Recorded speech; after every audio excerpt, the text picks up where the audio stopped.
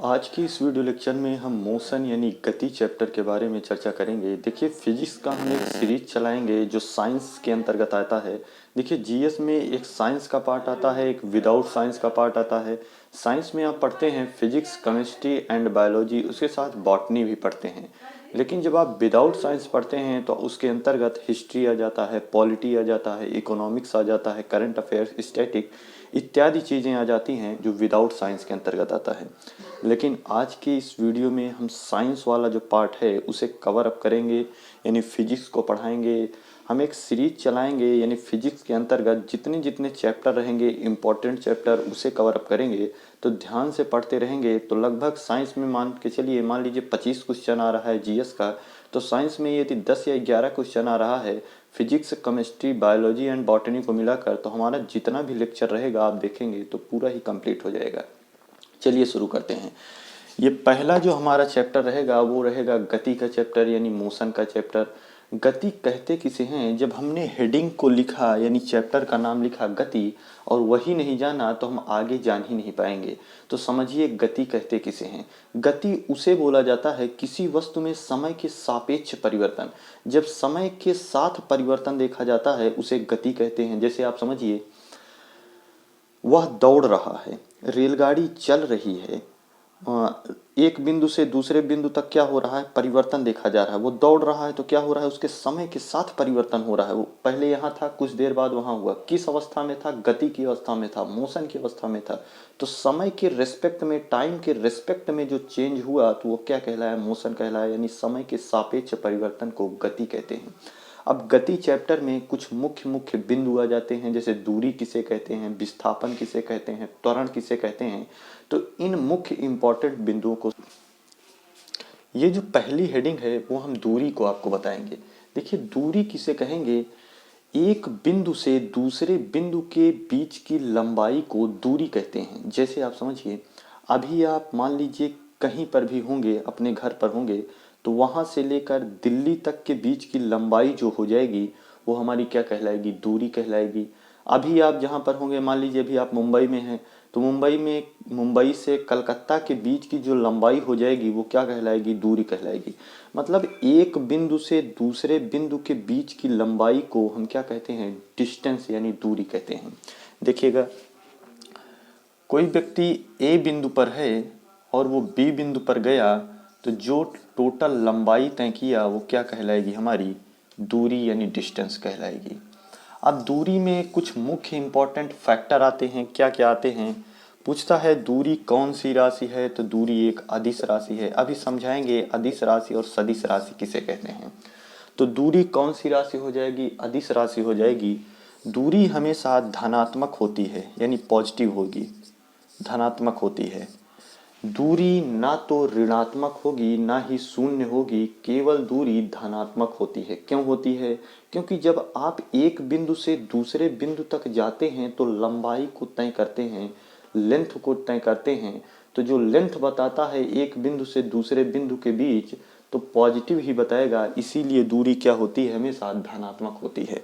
दूरी एक अदिश राशि है। हमने आपको बताया ए बिंदु पर कोई था, बी बिंदु पर गया, टोटल लंबाई जो तय किया उसे दूरी कहते हैं। दूरी में आपको दो फैक्टर याद रखना है। दूरी अदिश राशि है, दूरी धनात्मक होती है। दूरी का जो मात्रक होता है वो मीटर होता है। तीन चीजें आपको याद रखना है डिस्टेंस के अंतर्गत: अदिश राशि, धनात्मक और मीटर। एक बिंदु से दूसरे बिंदु के बीच की लंबाई को दूरी कहते हैं। आइए, दूरी आखिरकार लंबाई में हमने तय कर लिया, मान लीजिए सरल रेखा में तय कर लिया। लेकिन जब वृत्ताकार पूछा जाए, क्वेश्चन पूछता है कि एक चालक सवार किसी वृत्त में दूरी को तय करता है, 4 चक्कर लगाता है, 5 चक्कर लगाता है, तो कितनी दूरी तय किया? यानी एक बिंदु पर था, वो घूमकर फिर उसी बिंदु पर आया, 1 चक्कर हो गया, फिर घूमकर उसी बिंदु पर आया, 2 चक्कर हो गया। इसी प्रकार से वो लगातार लगाता रहता है और 4-5 चक्कर लगाता है, तो टोटल कितनी दूरी तय किया? इस टाइप का जो क्वेश्चन बनता है उस सर्कल से बनता है। उसे आइए देखने का प्रयास करें। देखिएगा,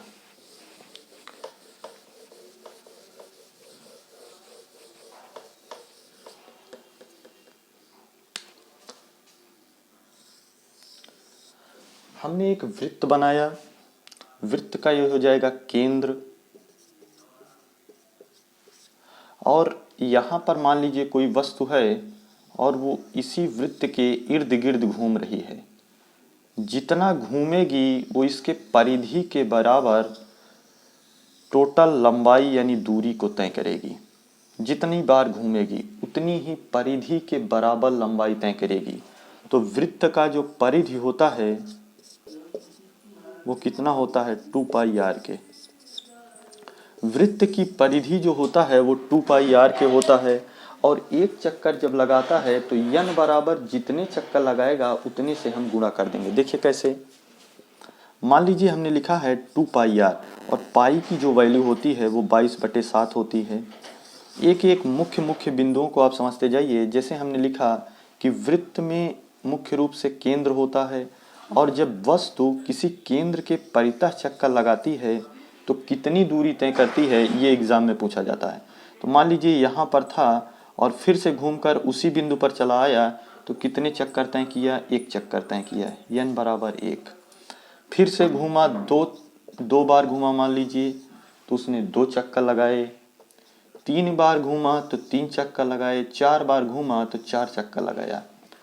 आखिरकार जितना चक्कर लगाएगा उतनी दूरी तय करेगा। तो परिधि जो होती है वो 2 पाई आर होती है, और जितना चक्कर लगाएगा उसी से गुणा कर देंगे। तो हम मुख्य रूप से जब हम वृत्तीय पथ पर दूरी निकालते हैं तो d बराबर होता है 2 पाई आर n के। n जो होता है वो चक्करों की संख्या होती है,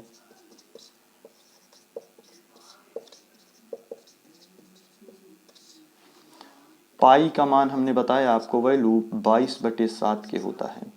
आर जो होती है वो त्रिज्या होती है। बेसिकली वृत्त की परिधि जो होती है वो 2 पाई आर ही होती है, लेकिन हम n से गुणा कराते हैं तो दूरी निकलती है। तो पहले आप इसका स्क्रीनशॉट लीजिए, फिर उसके बाद आगे चलते हैं। हमने इसी पर आधारित एक क्वेश्चन लिखा है, देखिएगा ध्यान से समझिएगा, कॉन्सेप्ट पर आधारित। हम लिखा कोई वस्तु एक वृत्त पर 5 चक्कर लगाती है और उस वृत्त की त्रिज्या 4 सेंटीमीटर है, तो दूरी बताइए। यानी एक वृत्त है, उसके इर्द गिर्द कोई व्यक्ति 5 चक्कर लगा रहा है, कोई वस्तु 5 चक्कर लगा रही है, तो एक चक्कर में हमने बताया 2 पाई आर n होता है, वही फार्मूला लगेगा। आइए देखते हैं। d बराबर हम लिखेंगे 2 पाई आर n। ध्यान से समझिएगा, समझ में आएगा। 2 गुणे पाई का मान होता है 22/7 के। r जो है वृत्त की त्रिज्या है जो 4 सेंटीमीटर दी गई है, और n चक्करों की संख्या है, कितने चक्कर लगा रहा है, 5 चक्कर, तो 5 हो जाएगा। अब इधर कर लीजिए इसका सिंप्लीफिकेशन यानी सरलीकरण।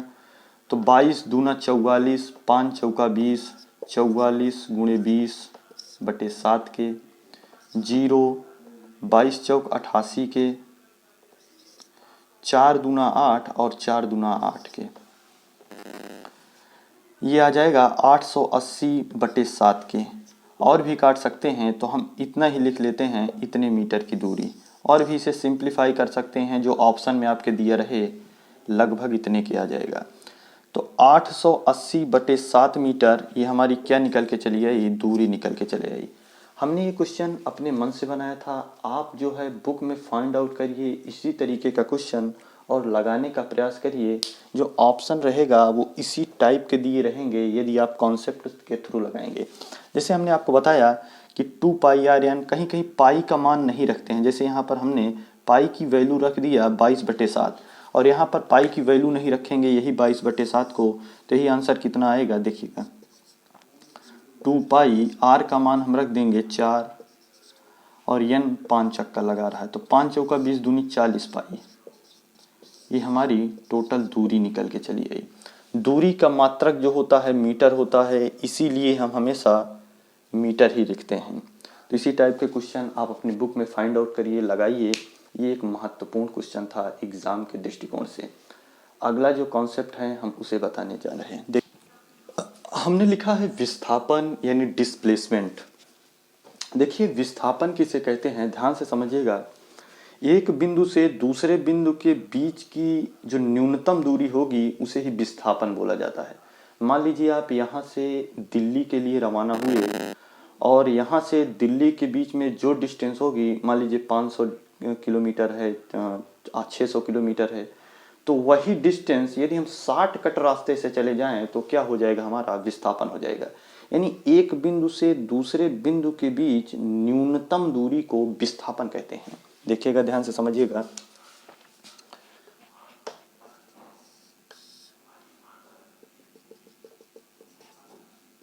हमने एक फिगर बनाया, इस फिगर में ए बिंदु से सी बिंदु तक आना है। मान लीजिए इसकी लंबाई जो दे दिया गया 8 सेंटीमीटर और इसकी लंबाई जो दे दिया गया वो दिया गया 6 सेंटीमीटर। ये 8 सेंटीमीटर है और ये 6 सेंटीमीटर है। कोई वस्तु को ए बिंदु से सी बिंदु पर लाना है। यदि यहाँ दूरी की बात की जाएगी तो ए से पहले बी आएगा, बी से सी आएगा, तो 8 से 14 हो जाएगी। जो 14 सेंटीमीटर आएगा वो टोटल दूरी आ जाएगी। लेकिन यहाँ पर विस्थापन की बात किया जा रहा है, तो हमने बताया 60 कट रास्ते से जब आप जाते हैं तो आप विस्थापन को तय करते हैं, डिस्प्लेसमेंट को कवर करते हैं। तो ए बिंदु से सी बिंदु के बीच की जो न्यूनतम दूरी होगी उसे ही विस्थापन कहते हैं। तो विस्थापन के लिए यहाँ पर पाइथागोरस प्रमेय लगाएंगे। जब AC की लंबाई हमें निकालना रहेगा तो पाइथागोरस प्रमेय कहता है कि ये परपेंडिकुलर यानी लंब का स्क्वायर 8 का स्क्वायर कर देंगे और आधार का स्क्वायर कर देंगे बेस का स्क्वायर, तो हमारा कर्ण निकल के आता है। तो 64 + 36 यह आएगा 6 4 10, 6 3 9 1 10, यानी 100 के आ जाएगा 10 के 10 सेंटीमीटर। अब इस फिगर से स्पष्ट हो गया कि विस्थापन जो होता है वो न्यूनतम दूरी को दिखाता है। कैसे, देखिएगा। दूरी जो निकल के आया है वो 14 सेंटीमीटर है और विस्थापन जो निकल के आया वो 10 सेंटीमीटर निकल के आया।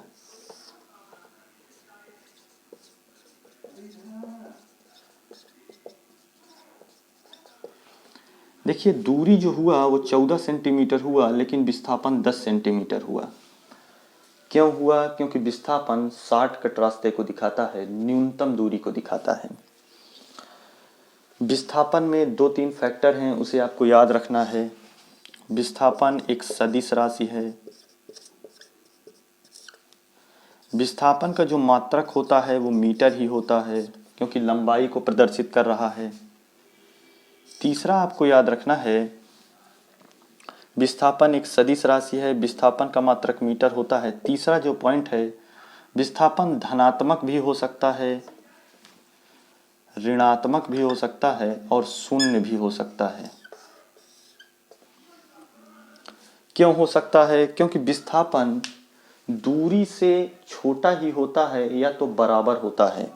तो ये इंपॉर्टेंट फैक्टर हैं, इसे आपको याद रखना है। फिगर के थ्रू हमने आपको समझा दिया, एक क्वेश्चन भी करवाया इसी के बेस पे कि विस्थापन और दूरी को कैसे निकाला जाता है।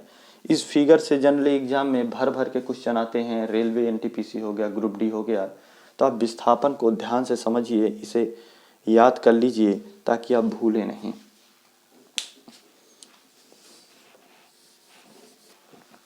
नेक्स्ट है हमारा वेग यानी वेलोसिटी। देखिए, वेग किसे कहते हैं? रफ्तार, जिस रफ्तार से आप जा रहे हैं। मुख्य रूप से आप समझिए, विस्थापन में परिवर्तन को वेग कहते हैं। यदि हम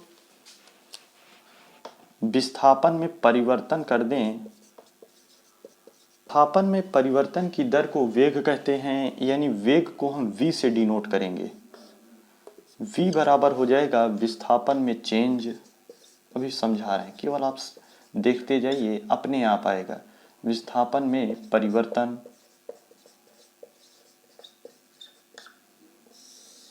बटे समय के। जब हम विस्थापन में परिवर्तन कर देते हैं और समय से भाग दे देते हैं तो हमारा क्या निकलता है? वो निकलता है वेग। मान लीजिए आप 60 मीटर दिया गया है हमारा डिस्प्लेसमेंट यानी विस्थापन, और t यानी टाइम दे दिया गया है 5 सेकेंड, और पूछेगा वेग कितना है, वेलोसिटी, तो 60/5 कर देंगे। कितने की आएगा? 12 मीटर प्रति सेकेंड। ये टोटल वेलोसिटी निकल के चली आएगी।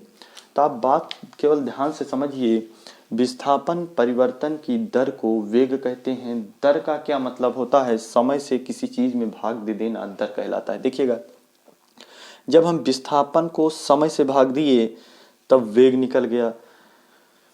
कोई शॉर्टकट रास्ता है, मान लीजिए 50 मीटर का है और आप उसे 2 सेकंड में तय कर रहे हैं, 3 सेकंड में तय कर रहे हैं, तो हमारा वेग निकालने की बात आ जाएगी किस रफ्तार से जाया जाए। तो मान लीजिए 60 मीटर दिया गया था विस्थापन, 5 सेकंड में था, तो भाग दे दिए 12 मीटर प्रति सेकंड के वेलोसिटी यानी वेग से आप जाएंगे, तो इस दूरी को कवर अप कर लेंगे, जितनी दूरी रहेगी, जितना डिस्प्लेसमेंट रहेगा। मुख्य रूप से वेग दूरी को नहीं, केवल विस्थापन को दिखाता है। क्यों दिखाता है? क्योंकि वेग एक सदिश राशि है।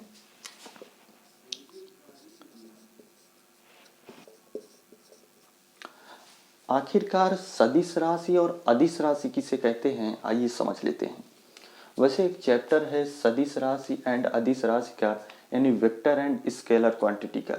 लेकिन सदिश राशि और अदिश राशि कहते किसे हैं, एक ही थोड़ा सा कॉन्सेप्ट से समझ लेंगे तो आसान तरीके से समझ में आ जाएगा। देखिए, मैं एक तीर बना रहा हूँ, ये हमारा एक एरो है, तीर है। इसी तीर से हम समझ जाएंगे कि सदिश राशि और अदिश राशि किसे कहते हैं। देखिए, मान लीजिए इसकी लेंथ दे दिया गया 5 मीटर और इसकी ये दिशा को दिखा रहा है।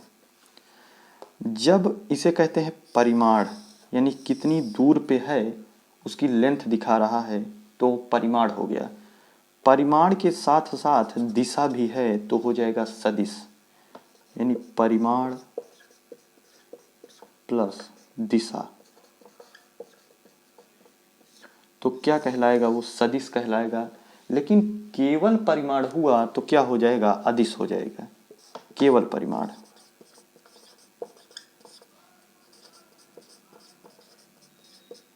वो कैसे?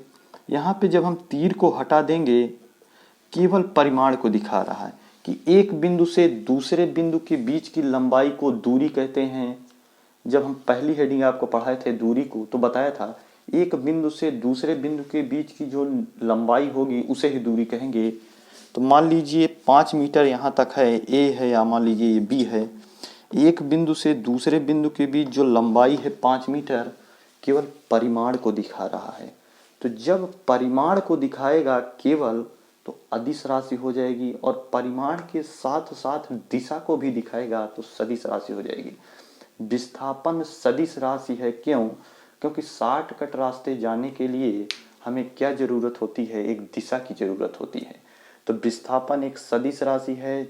क्यों है? क्योंकि परिमाण के साथ साथ उसमें दिशा की भी जरूरत है। तो जिस क्वांटिटी यानी जिस राशि में परिमाण के साथ साथ दिशा होती है उसे सदिश कहते हैं। केवल परिमाण होता है तो उसे अदिश कहते हैं। आज हमने मुख्य रूप से क्या चीज जाना? हमने जाना गति किसे कहते हैं। दूसरी चीज हमने सीखा दूरी किसे कहते हैं, यानी एक बिंदु से दूसरे बिंदु के बीच की जो लंबाई हो जाएगी। दूरी मुख्य रूप से क्या क्या फैक्टर होते हैं दूरी को, उसे समझा। दूरी वृत्तीय पथ को समझा कि एक चक्कर लगाएगा, 2 चक्कर लगाएगा, 3 चक्कर लगाएगा तो कुल दूरी कितनी हो जाएगी। फिर उसके बाद हमने विस्थापन को समझा, आखिरकार डिस्प्लेसमेंट कहते किसे हैं। फिर उसके बाद क्या समझा? वेग को समझा, यानी वेलोसिटी किसे कहते हैं। विस्थापन में परिवर्तन की दर को वेग कहते हैं। इन सारी हेडिंग महत्वपूर्ण हैं एग्जाम के दृष्टिकोण से। ऐसे ही 3-4 हेडिंग, 5 हेडिंग और हैं, हम अगले वीडियो लेक्चर में उसे कवर अप कर देंगे। तो एक चैप्टर यानी मोशन का चैप्टर आपका कवर हो जाएगा। लगभग 11 या 12 चैप्टरों में हम फिजिक्स का एक पार्ट आपको सीरीज कवर कर देंगे। और इसी टाइप के यदि आप पढ़ते रहेंगे तो मुख्य मुख्य एग्जाम, जैसे रेलवे के एग्जाम में जो जो साइंस पूछी जाती है, एसएससी के एग्जाम में जो जो साइंस पूछा जाता है, तो साइंस वाला पार्ट जो जीएस के अंतर्गत आता है वो कवर हो जाएगा। यदि आपको करंट अफेयर में कोई भी दिक्कत हो रही है तो हम अपने वेबसाइट पे एक आर्टिकल लेके आए हैं कि करंट अफेयर्स को सीक्रेट वो मेथड बताए हैं। आखिरकार कौन कौन सा पॉइंट आप पढ़ेंगे, जैसे आप समझिए खेल का अलग पॉइंट है, इसका अलग पॉइंट है, तो उस आर्टिकल पे जाइए, विजिट करिए। जब आप पढ़ेंगे तो उसमें आपको स्ट्रेटजी मिलेगी कि आखिरकार हमको कवर कैसे करना है। और भी समझाए हैं गणित को आसान तरीके से कैसे लगाया जाए। यानी आप मैथ लगाते हैं, समझ नहीं पाते हैं, तो वहाँ से एक प्रकार की समझ विकसित होगी। तो ज़रूर जाइएगा वेबसाइट पर www.growingdo.com। हम अपने डिस्क्रिप्शन में इसका लिंक दे देंगे, जाइए, लिंक पर क्लिक करिए और विभिन्न आर्टिकल को पढ़िए। मिलेंगे नेक्स्ट क्लास में। Thank you so much guys, take care, good bye.